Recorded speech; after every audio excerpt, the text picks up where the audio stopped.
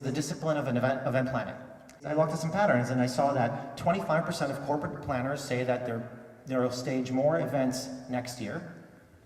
I learned that Live Nation concert revenue was up 29% in the first quarter of this year. We saw that Google search for sporting tickets has gone up over the last 2 years. Oh, and by the way, the middle class worldwide is going to increase from 2 billion to 5 billion people. Well, all those things tell me there'll be more events in 20 years. I had to start the first one with a throwaway. Well, let's dig a little deeper. More events means more meeting planners. The number of event planners will significantly increase. And this is just by way of numbers. You know, you look at the U.S. Department of Labor, they predict that by 2022, there will be 33% more event planners. Currently, there are 90,000. They predict 120,000 event planners in just less than 10 years.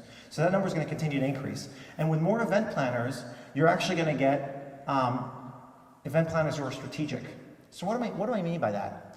What I mean by that is event planners who are strategic are focused on objectives and organizations' missions and not on logistics and administration. Things will become more automated. We'll learn about that a little bit later. But event planners and festival planners and meeting planners will have to be more strategic in their work because all the other stuff is going to be done by software. So all this is going to require tremendous learning. And what that means is, hello, this is called a learning break. Throughout my presentation, I'm going to be introducing learning breaks to teach you something to kind of get away from that monotonous tone that I have into my predictions. My first learning break is to talk about the meeting planning process pyramid and what I talk about by becoming objective-oriented. Really quickly, if you think about an organization's mission or your client's mission, that's at the bottom. You then have objectives for every meeting. On top of that, you have planning, scheduling, logistics, project management, speaker scheduling, etc. You then have communication, email marketing, social media. You have sourcing, site selection, transportation, and housing. You have logistics, badge check-in. You have management, surveys, make sure we did a good job, how we can improve. And then finally, you have reporting through data. So all these things come together, and the one thing that brings them together is technology, because it syncs everything in the event planning lifecycle together. So that's called the meeting planning process pyramid, something we developed at Social Tables. So when I mean that meeting planners are more strategic and event planners are more strategic, and by the way, I use the term very synonymously. I recognize people here are planners in general and not just meetings or events or whatnot. So I apologize for the difference in terminology. But anyway, it all starts with the organization's mission and the meeting's objectives.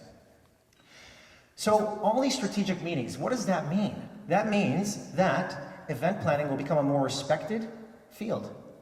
Currently in the United States, there are about 80 universities, many of them in Florida, that offer event planning or meeting planning as a discipline, as a major. In fact, at Social Tables, we're really proud. We give our software away for free to over a dozen universities to help students learn event planning.